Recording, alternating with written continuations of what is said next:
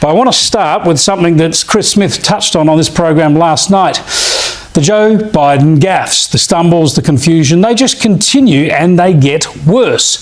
Seriously, his staff probably can't wait to get him home to bed in the White House. But before he does that, the president has to go face to face with Russian President Vladimir Putin, which is a big worry given what I'm about to show you. And believe me, most of the media just doesn't show you this stuff. Now, some of these clips are a bit long, but I want you to get a proper sense of what's going on here, a proper sense of how the US president is handling it. First up, top of the agenda between Joe Biden and Vladimir Putin ought to be Syria. But in the lead up, the US president seems to confuse that country with Libya.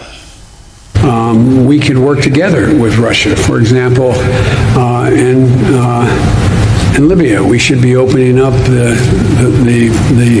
passes to be able to go through and provide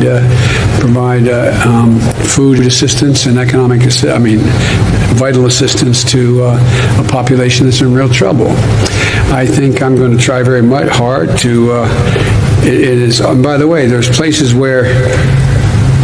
I shouldn't be starting off and negotiating in public here, but let me say it this way.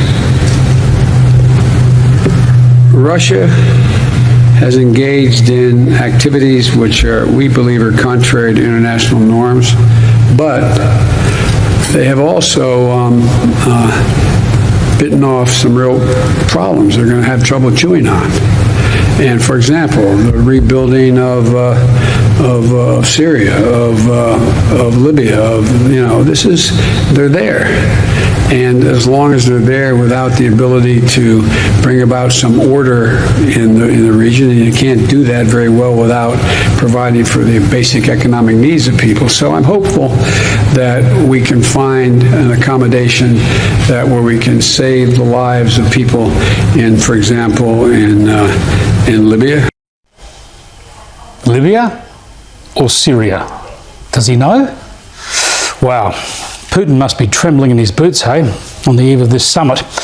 We seem to have gone from Russian collusion to Russian delusion, because just have a listen to how Joe Biden responds to this question about exactly how he's described Vladimir Putin in the past. In a weekend interview, Vladimir Putin laughed at the suggestion that you had called him a killer. Is that still your belief, sir, that he is a killer? And I'll continue the trend if you don't mind of asking a second question. Do you believe if he does agree to cooperate, then what kind of a challenge do you find yourself in? How would you ever trust him? And if Ronald Reagan said trust but verify, what do you say to Vladimir Putin? To answer the first question, I'm laughing too. They actually, well, look, I mean, he has made clear that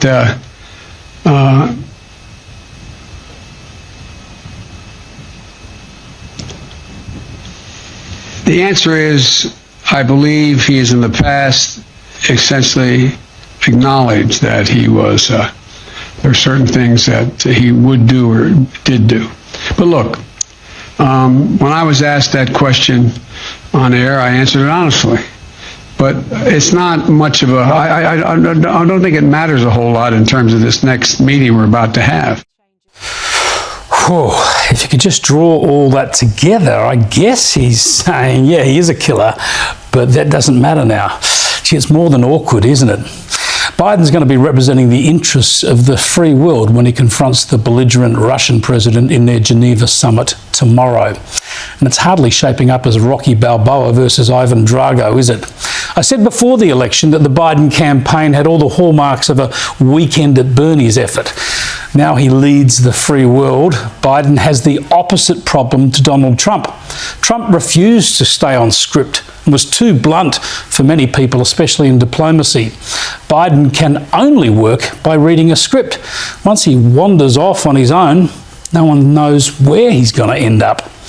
It's a worry for the US, for you and me, but not for Putin. Last night on this program, Chris Smith touched on something that honestly can't be ignored anymore. The Joe Biden gaffes, the stumbles, the confusion.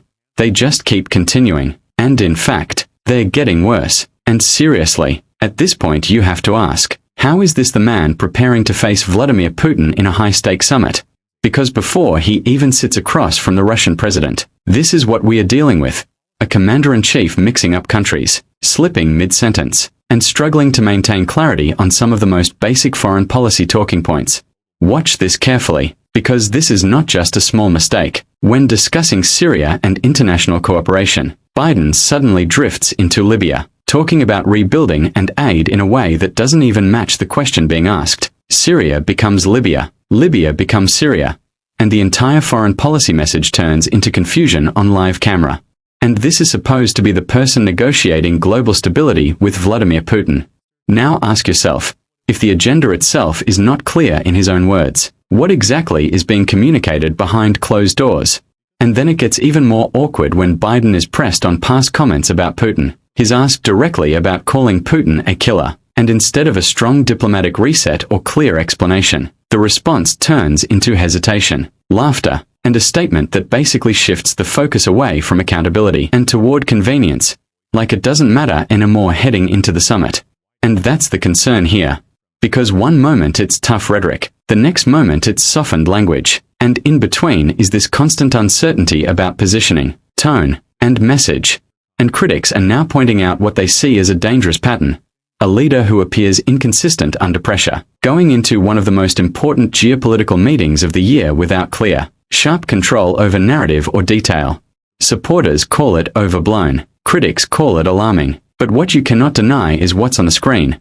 Repeated verbal confusion at the exact moment global stakes are rising. And that raises the question nobody can avoid anymore. Is this just political spin from opponents? Or is it a real leadership concern heading into a face-to-face confrontation with Vladimir Putin? Drop your thoughts in the comments, because this one is dividing opinion like never before.